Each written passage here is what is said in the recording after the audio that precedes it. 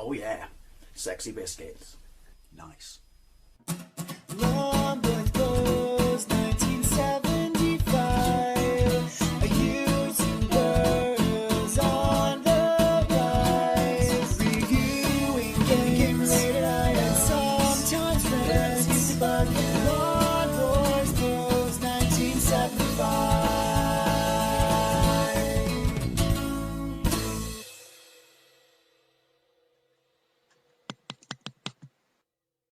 Hey YouTube, Long Boys Post 1975, and you've read the title, so this is a new system pickup. It's kind of a system that's been on my radar ever since I was a child, and more so ever since I've been, collecting old systems. It's a system that I bought for a very specific reason, and that being I had store credit. If I had store credit, didn't have store credit, I should say, would I have bought this?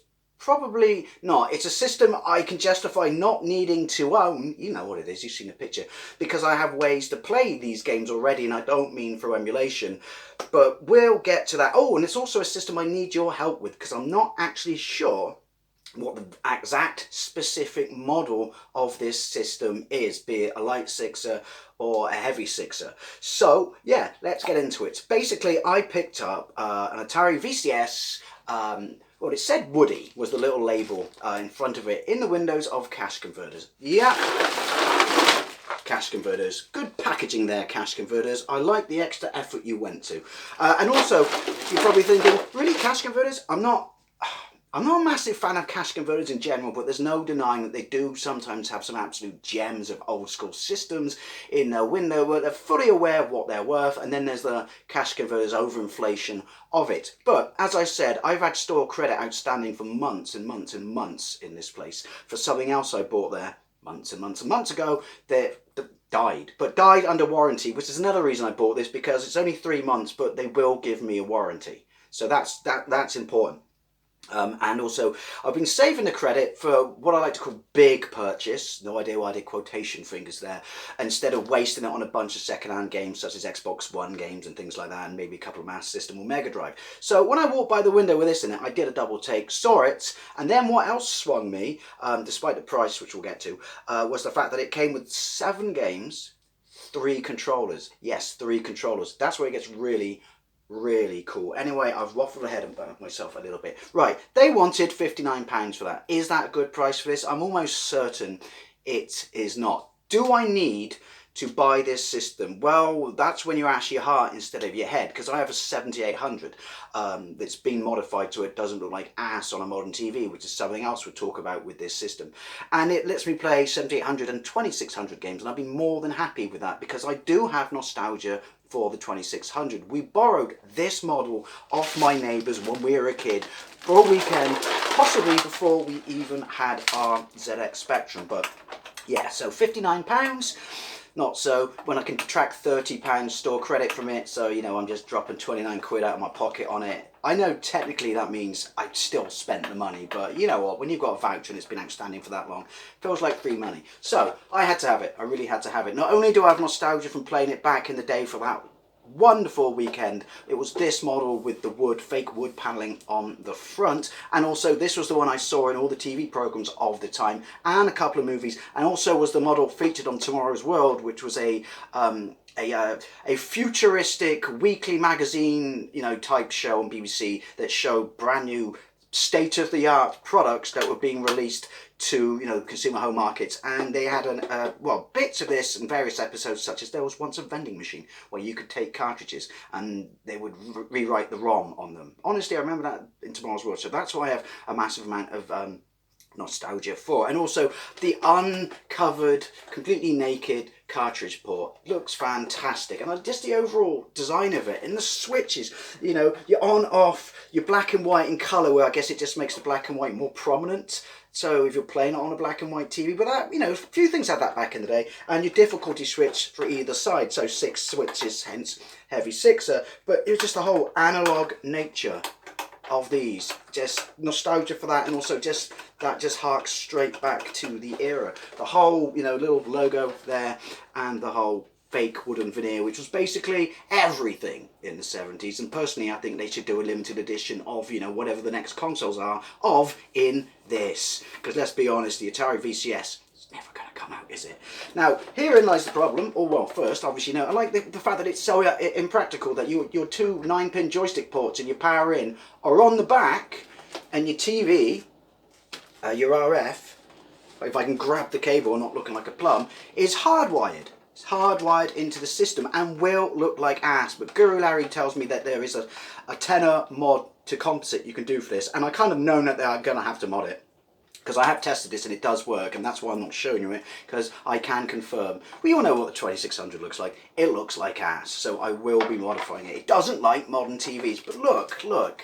See, like I said, my head justifies not buying this, but my heart is, it's an Atari, you know, woody, kind of one or the other, heavy sixer, I don't know what. Yeah, I'll do a little explanation and I'll ask you, but yeah, come on. I mean, I like to think people know that I am an enthusiastic retro gamer, more so than a collector, but collector of stuff that I want to have and will play. So I think if you are of a certain vintage like myself, this is the first system that truly nailed it across the board in affordability, execution, you know, how like the games were packaged and stuff like that, because there are obviously, you know, 1 or 2 systems-ish before it. So yeah, absolutely had to have that. I can tell you, annoyingly, while it comes with 7 games, one of them is clearly from another system. So I would be interested if anyone knows what that system is, because I can't use it. And unless it's worth an absolute bloody fortune, if someone's got that system, they can have it. Right, so yeah. So three controllers, you say, yeah? That is an iconic thing within itself. Although, I don't know, is there a date on it? That to me doesn't look like an actual official genuine, not official genuine, the original one. The one that would have been at the time. It can't be an aftermarket. I mean, is it? I don't know. I mean, I know I was a kid at the time, but it seems too small. But I do remember that as a kid. So, I mean, games are still playable. So unforgiving. Why didn't my entire generation grow up with Popeye-sized forearms? But yeah, and that noise. That just reminds me of my childhood. That is absolutely Jim Dandy and fantastic. But yeah, I don't know why I'm thinking that. It works, but yeah, I don't know. It looks too shiny. It looks too shiny, or maybe it is and it's been perfectly well preserved and I shouldn't piss and moan or mock a gift horse. But what's really cool is, and bearing in mind that I have a bunch of Atari 2600 games that lots of people have donated to me over the years, and I've bought a few because of my 7800, but I've never had paddle controllers, and I have never seen a unit for sale in the high street, you know, second-hand high street, obviously, that came with paddle controllers, because there are certain games that are just completely unplayable without these bad boys, and these look really nice, well preserved, and feel really nice. So I'm kind of chuffed about that. I would prefer to have 2 of these than 2 of the joystick, for a reason being that there's a game I played as a kid on someone else's 2600.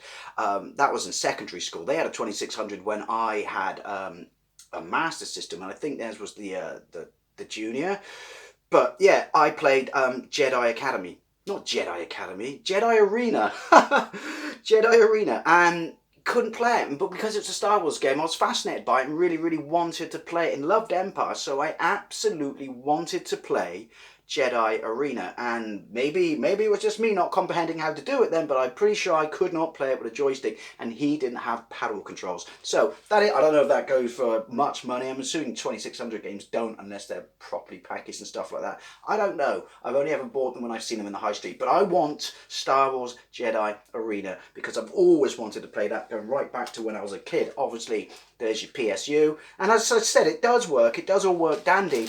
It just looks like ass on a modern TV. So the games are, well, I always find it funny that when you stick them in, they're upside down and facing the wrong way. That would be facing the TV. Why wouldn't you flip the label and, you know, have that facing me? I don't know, but yeah, so you've got an original Atari cartridge, Pole Position, which is a really good port, because I have played that, and I am happy to have an official Atari cartridge. Then we've got an official Activision cartridge, because they were the first third-party game producer, weren't they? Or developer, I should say.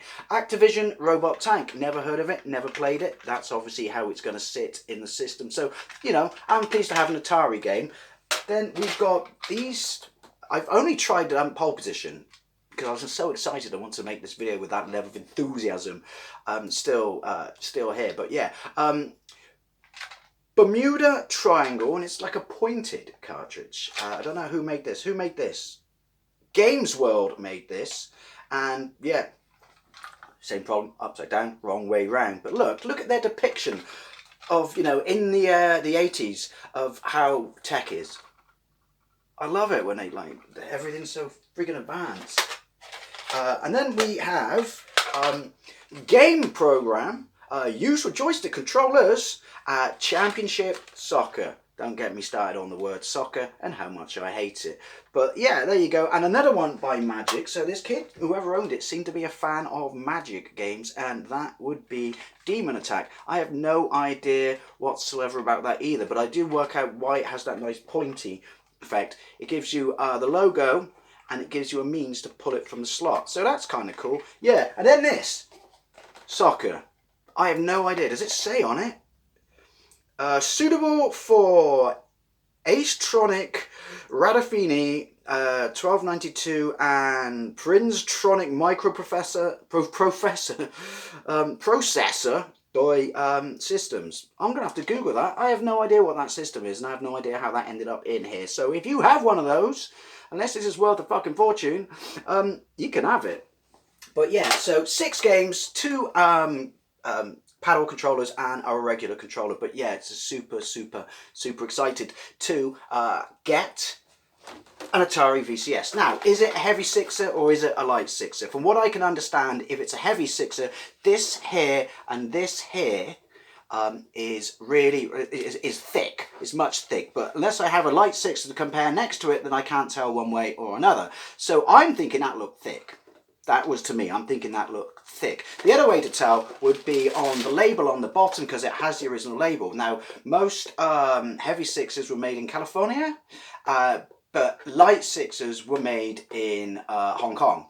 Well, the bad news is this is made in Hong Kong, but it did say most. So I don't know. Take a good look, people who know Atari stuff. Is that thick enough to be a heavy sixer? I don't know. I don't really care, because it's got the wood grain on it, and it's the one I remember and the one I want, you know. I mean, heavy sixers in a more desirable model, and I'm not one of those, you know, for, you know, sort of municipal value people when it collects. But if that's the one that's more sought after, as a happy accident, I would like to think that was the one I stumbled across in the high street. So yeah, it's made in Hong Kong.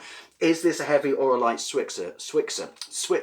Please let me know. And yeah, you can expect, I'm going to get this modded, and I'm definitely getting that Star Wars game. Going to get a whole bunch of 2600 games. Yes, there are a number of ways I can play them. I can play them on pretty much anything that emulates. I'm pretty sure I could get them running on a calculator. I have the handheld Atari which has the wood grain finish on the front and does a TV out to the TV, and although that has no Atari games on it because it's licensed from somewhere else. But yeah, everything I own will play it, and obviously I can play physical cartridges on my 7800. But I think, you know, like I said, if you're of my generation, of my vintage, there is something to be said about having the system that started it all. So anyway, as always, I'd love to know what you think, particularly what sixer is this? And yeah, thank you very much for watching, and I'll see you later.